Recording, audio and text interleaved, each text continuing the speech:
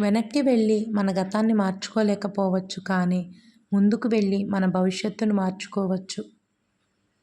కష్టమొస్తే రావలసింది కన్నీళ్లు కాదు, ఆలోచన రావాలి. ఆ కష్టాన్ని అధిగమించే మనోధైర్యం కావాలి. ప్రయత్నించినది కోరుకున్నది దొరకదు, అడుగు వేయనిదే కాలం కదలనివ్వదు. అందుకే ఆత్మవిశ్వాసంతో ముందడుగు వేయి. వర్షం కురిసిన తర్వాత ప్రకృతి మరింత అందంగా కనిపిస్తుంది. జీవితం కూడా అంతే. సమస్యలు కష్టాలు దాటాక జీవితం సంతోషంగా ఉంటుంది. ఎవరికంటేనూ నీవు గొప్పగా ఉండాలి అనుకోకు. నీ గతంలో కంటే ఇప్పుడు బాగుంటే చాలు అనుకో. ఎందుకంటే ఆశ పుట్టినంత త్వరగా అవకాశం పుట్టదు.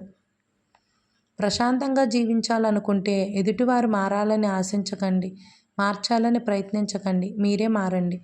కాళ్ళకేమీ గుచ్చుకోకుండా ఉండాలంటే మనం చెప్పులు వేసుకుంటాం కానీ వీధంతా తివాచీ పరచం కదా. వాళ్ళేమనుకుంటారు వీళ్ళేమనుకుంటారో అనుకుంటూ పోతే సగం జీవితం అయిపోతుంది. అసలు నువ్వేమనుకుంటున్నావో అది నువ్వు మొదలు పెడితే